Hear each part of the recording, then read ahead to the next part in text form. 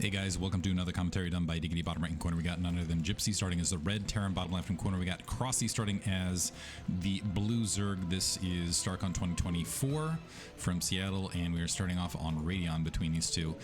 Crossie is one of those, so with Gypsy's playing through, this might be arguably, I think, yeah, you can say definitively this is his toughest opponent. Crossie gives Gypsy a lot of trouble, and I don't know how often they practice against one another. I'm not sure how often they play on ladder, but I do know they have a pretty strong rivalry going in a pretty good, solid friendship as far as I can tell as well. And out of all of the and I'm not sure how much I want to qualify this. I feel like part of Gypsy's strong TVZ is directly a result of playing against Crossie. Crossie is a fantastic Zerg player. He's got incredible APM, as you can see. He's got really strong multitasking, very good macro management. And on top of that, he's one of the Zerg players that seems to just be able to hold on in the mid game by the skin of his fingernails and claw his way back into matches. And the thing where he excels the most is in the mid game and late mid game. He seems to be able to find ways to get out on the map and find ways to create chaos against his opponents, which is something that a lot of Zerg have trouble with. Oftentimes they can kind of go and get that fourth gas and play matches from there, but it's really that chaos factor I've noticed that really just getting out on the map and disrupting Terran's ability to have concentrated forces all over the field that really seems to tax and wins games for Zerg, and Crossie just excels at that. In the meantime, we got a supply depot down here for Gypsy. Looks like we had an 11 hatch for Crossie. Bottom left hand corner, Overlord is making its way out towards Gypsy's base first. SCV not scouting and is going to hang out. And we're seeing, oh, look at this. We're seeing a 13 command center. This is interesting. I'm actually curious how this plays out overall. And actually, this could throw Crossie off overall. So we got a drone scout making its way top left. But oftentimes you'll see something building out here, and oh man, this actually might hurt Crossie a little bit. Okay, so this SCV scout making its way out could confuse Crossie. You might think, okay, that SCV made its way in and it came back out, and that was it's going for the scouting pattern, so he must be top right. And we'll know in a second if Crossie draws this drone back to the bottom left. It looks like instead the Overlord's making its way back to home base.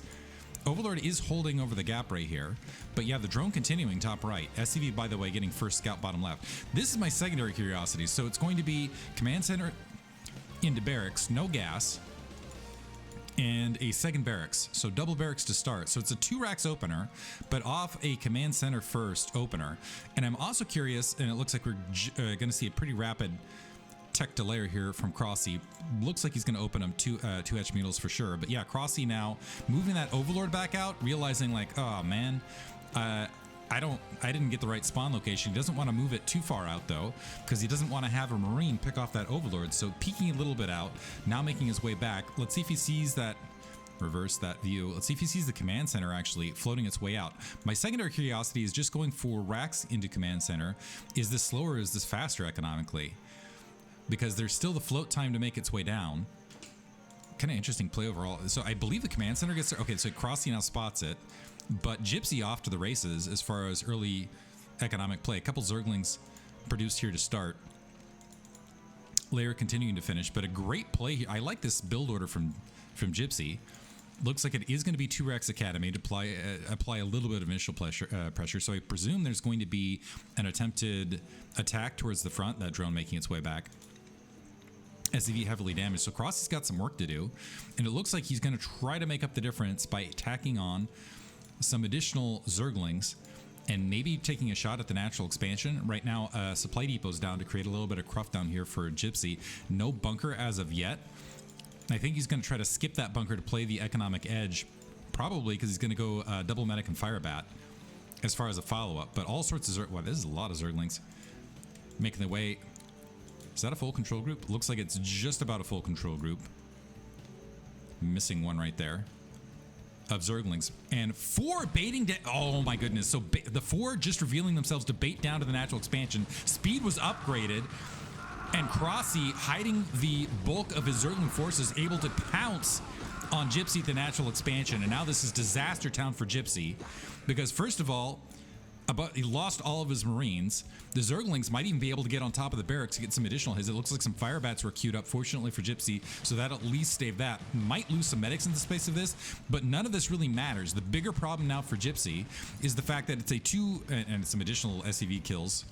It's another 2 Zerglings down here at the natural expansion, creating some chaos. But the secondary problem is the Spire is just now finishing, and we got 2 fire bats which do not attack air. So ignoring these Zerglings, we've got 2 Marines out on the field, and Engineering Bay. Is the Engineering Bay even going to finish, or the Zerglings going to be able to snipe that? Making their way around, and oh my goodness, there's just not going to be enough Marines out on the front to deal with the air attack that follows.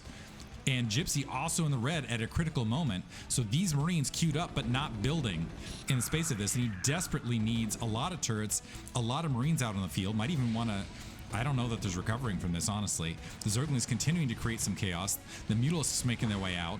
Firebat's able to clean out Zerglings at the natural expansion, but it is too late. You already have 6 Mutalisks here. The Firebat's trying to buy some time by into the north and stim packing out, but they're already gone. Now this is going to be an empty natural expansion.